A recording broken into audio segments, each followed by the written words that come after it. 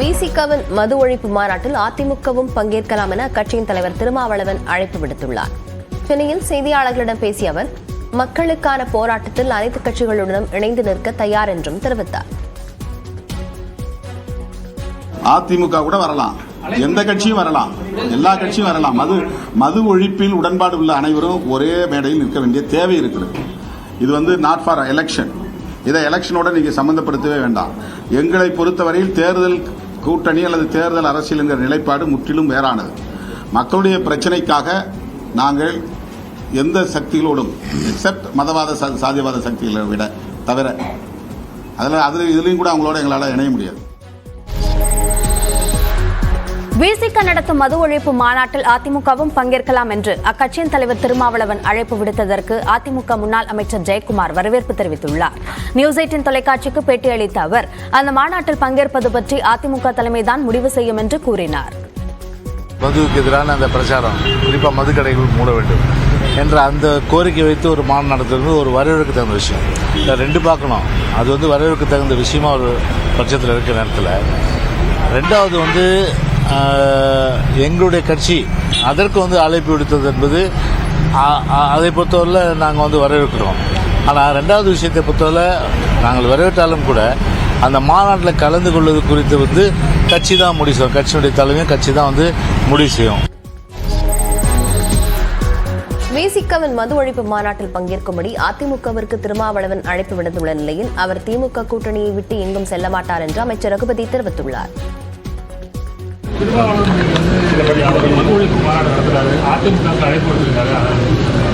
Sir, யாரை வேணாலும் அழைக்கலாம். அதெல்லாம் நம்ம போய் அது குற்றம் சொல்லிட்டுலாம் இருக்க முடியாது, அது தப்பு பார்க்க முடியாது.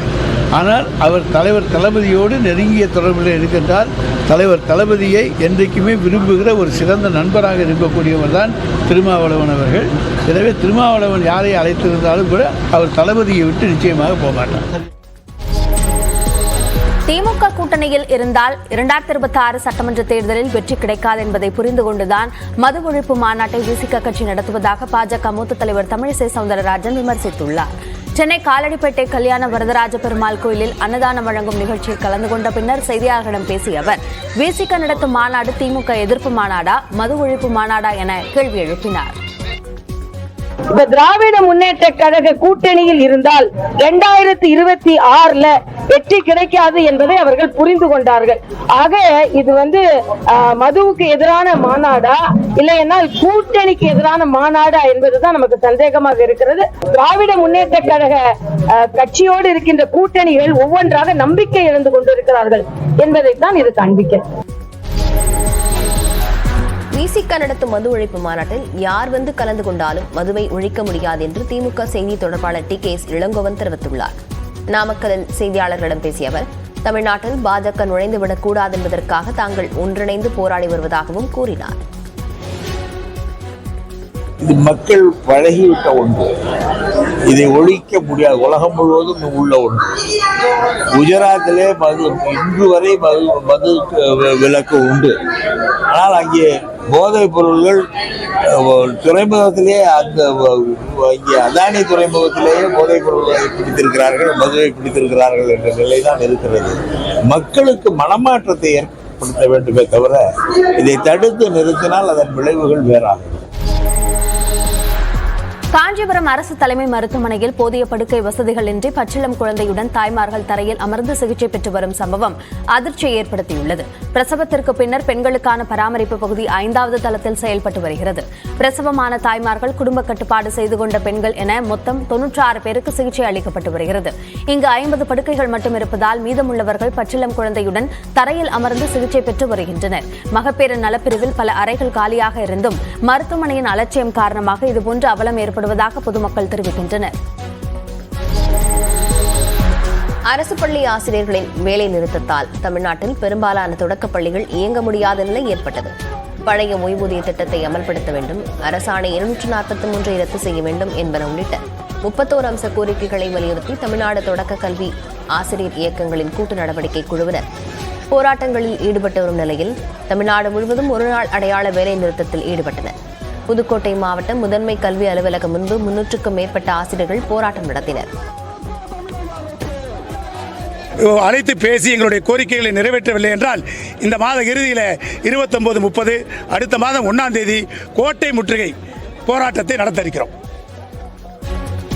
திருநெல்வேலி மாவட்டத்தில் 500க்கும் மேற்பட்ட அரசு தொடக்கப் பள்ளிகள் உள்ள நிலையில் ஆசிரியர்கள் வேலைநிறுத்தத்தால் சுமார் 300 பள்ளிகளில் பாதிப்பு ஏற்பட்டது. எனினும் பள்ளிகள் மூடப்படுவதை தவிர்க்க அனைவருக்கும் கல்வி திட்ட ஊழியர்களை வைத்து பள்ளிகளை இயக்க நடவடிக்கை எடுக்கப்பட்டது. ஆசிரியர்களின் போராட்டம் காரணமாக தூத்துக்குடி மாவட்டம் கோவில்பட்டியில் பள்ளி மாணவர்களை பாடம் எடுக்கும் நிலை ஏற்பட்டது.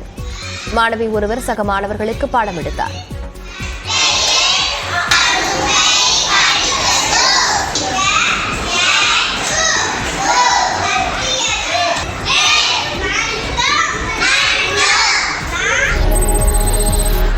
தமிழ்நாடு முழுவதும் வேலை நிறுத்தத்தால் 37,479 ஆசிரியர்கள் பணிக்கு வரவில்லை என தொடக்கக் கல்வி இயக்ககம் தெரிவித்துள்ளது. தொடக்கக் கல்வித்துறையில் மொத்தம் 1,22,943 ஆசிரியர்கள் பணியாற்றி வரும் நிலையில் ஒருநாள் வேலை நிறுத்தத்தால் 37,479 ஆசிரியர்கள் பணிக்கு வரவில்லை என்றும் 84,864 ஆசிரியர்கள் பணிக்கு வந்ததாகவும் தொடக்கக் கல்வி இயக்ககம் கூறியுள்ளது. கடலூரில் பள்ளிக்கு சென்ற மாணவிகள் 4 பேர் வீடு திரும்பாத நிலையில் அவர்களை காவல்துறையினர் தேடி வருகின்றனர். கடலூர் பாரதி சாலையில் செயல்படும் அரசு உதவி பெறும் பள்ளியில் 9ஆம் வகுப்பு பயிலும் மாணவிகள் 4 பேர் நேற்று வீடு திரும்பவில்லை. நீண்ட நேரமாகியும் வீட்டிற்கு வராததால் அவர்களின் பெற்றோர் பள்ளிக்கு சென்று விசாரித்தனர். அப்போது 4 மாணவிகளும் காணாமல் போனது தெரியவந்தது. இது தொடர்பாக கடலூர் புதுநகர் காவல் நிலையத்தில் புகார் அளிக்கப்பட்டது.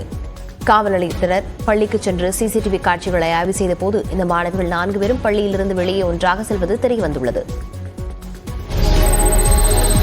விருதுநகர் மாவட்டம் அருப்புக்கோட்டையில் பாஜக பிரமுகர் ஒருவர் வாளால் கேக் வெட்டி பிறந்தநாள் கொண்டாடிய வீடியோ காட்சி வெளியாகியுள்ளது. அருப்புக்கோட்டையைச் சேர்ந்த பாஜக பிரமுகரான ராஜகுரு தனது நண்பர்களுடன் அரங்கு ஒன்றில் பிறந்த நாளை கொண்டாடினார். அப்போது நண்பர்கள் முன்னிலையில் வீரவாளுடன் கேக் வெட்டினார். தொடர்ந்து அவரது நண்பர் ஒருவர் சினிமாவில் வரும் காட்சி போல வாளை கையில் வைத்து நடனமாடினார். பின்பு நண்பர்களுடன் குழு புகைப்படம் எடுத்துக் கொண்டார். இது தொடர்பான வீடியோ காட்சிகள் வெளியானதை தொடர்ந்து காவல்துறையினர் தீவிர விசாரணை நடத்தி வருகின்றனர். பம்பாயில நம்ம அட்ரஸுக்கு பின்கோட் இல்லைனாலும் போஸ்ட் வந்து சேரும். ஏன் தெரியுமா? நம்ம பேர் அவ்வளோ ஃபேமஸ்.